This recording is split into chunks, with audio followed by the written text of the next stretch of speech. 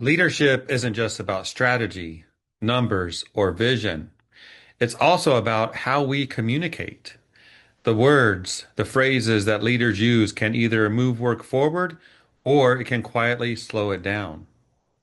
From overused business jargon to phrases that sound productive but often delay action, are there perhaps words or phrases that we should identify and strategically avoid? Well, I'm with someone today who thinks that could be the truth. Laurie Sewell, the president of ISSA, CEO of Servicon. Laurie, how are you? I'm doing well, Jeff. A little warmer than you, I understand. That everyone's warmer than Ohio right now. I'm gonna just go on the record and say that. Today's episode, Laurie, your president's message for this month is a good one because I know when we were at ISSA show, we were talking about words, and there was a word that would come up as we're having a conversation, and you said, "I hate that word," and then another word would come up, and you would say, "I hate that word too."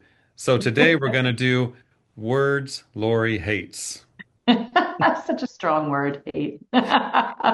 We can change it to dislike if you want, but That's I think fine. the point is there. No, but I think that's kind of fun. And we do that in business. We have these words. I know one that I hear a lot, and maybe it's one of yours you'll talk about. Let's circle back. Oh, That just means let's well, not we're do not doing anything. it. Yeah. So let me Exactly. turn it over to you, Lori. Why don't you tell us a little bit about words you dislike? Go ahead. Years ago, somebody once said to me that I speak folksy. And I was like, folksy? That seems like that doesn't seem like a positive comment. It seems a little derogatory to me.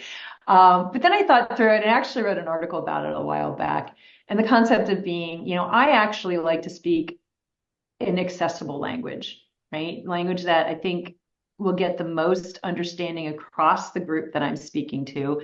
And there's a lot of reasons for that. I think language is really how leaders think out loud, right? So it shapes your company culture, it sets expectations, it sets up accountability and responsibility, right? Like circle back.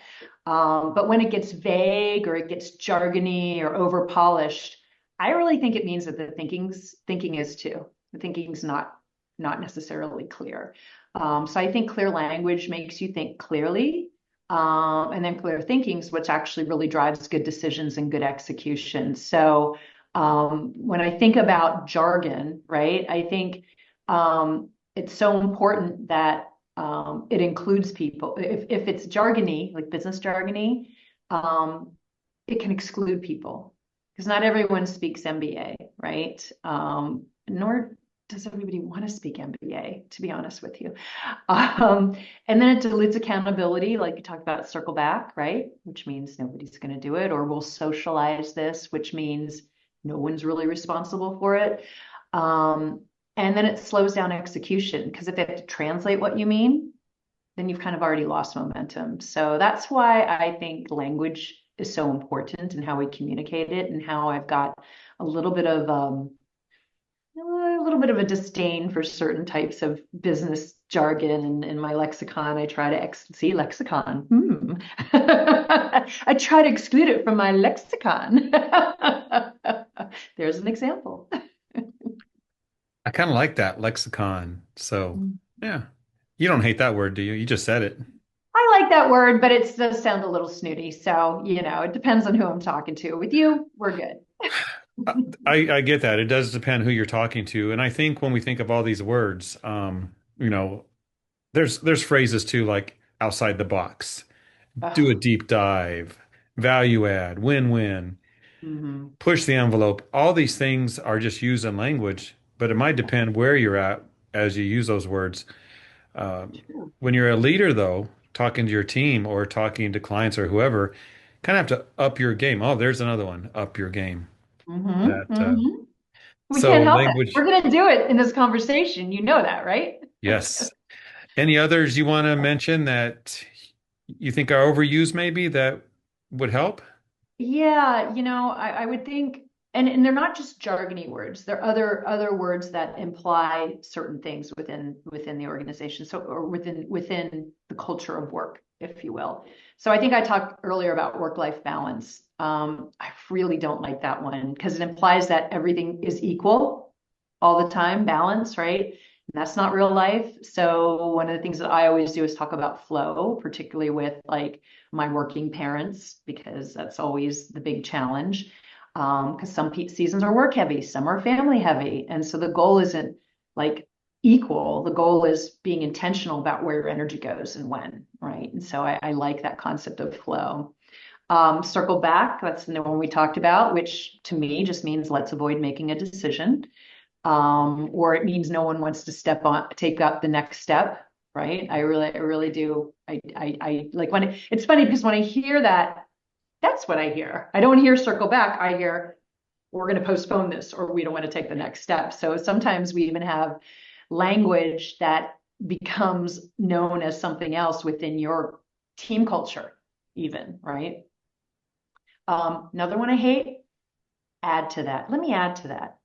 And then how many times after somebody says, let me add to that, do they pretty much exactly say the same thing the first person did, just slightly differently, and wastes your time?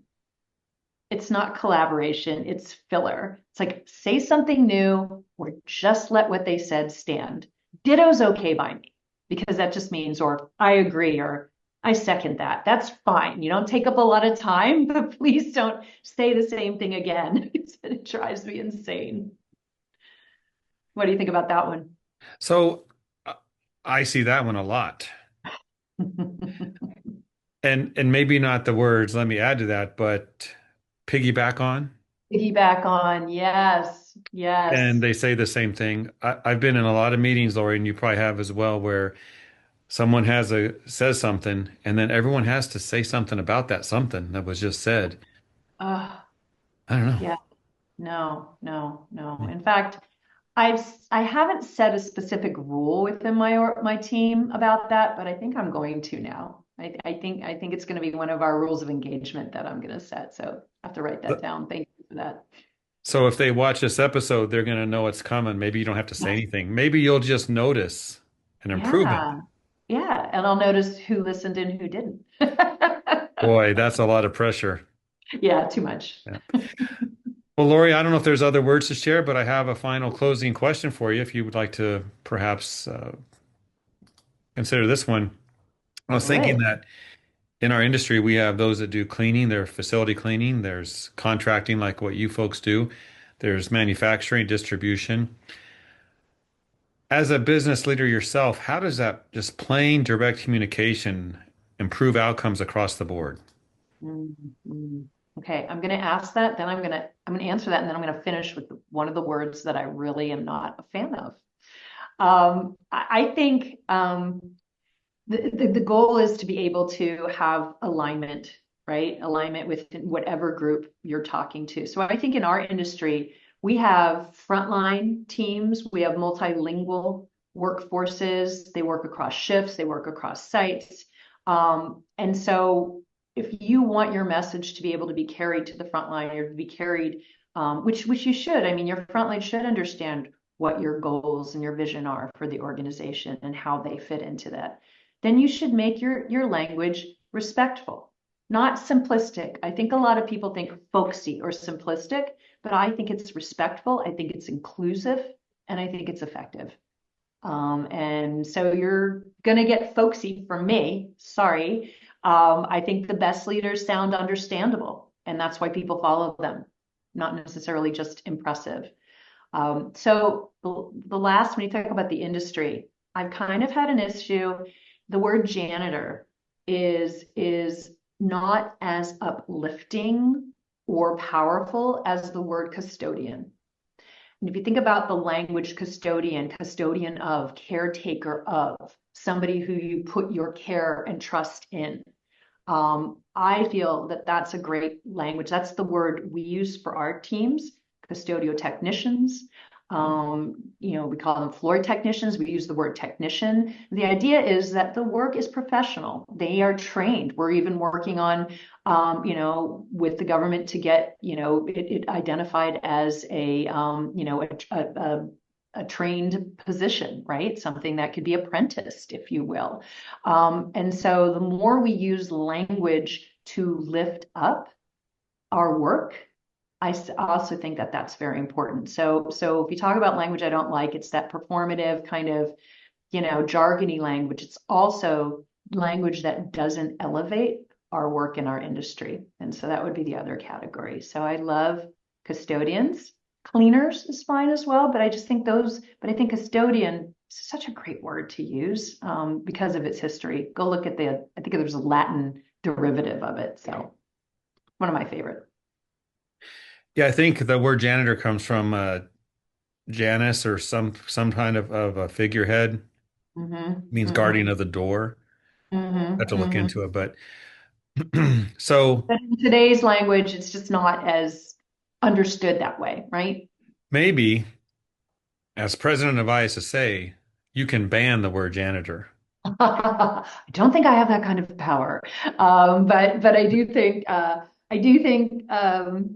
I've been working with other organizations and groups and talking about this, and they're starting to think about it. So All right. N Maybe not the power, but maybe some influence. But let's see what happens with this idea because I like it. It's yeah, elevate people who are doing yeah, the work, exactly. custodians, caring, Exactly. taking care of Caring, things. taking care. Yes. Absolutely, absolutely. Well, Um, Lori, thank you for this episode of Words Lori Dislikes. we can have like part two, three, and four if All you right. want. We'll do that. But thank you for joining me today. It's great to see you, Jeff. Thank you.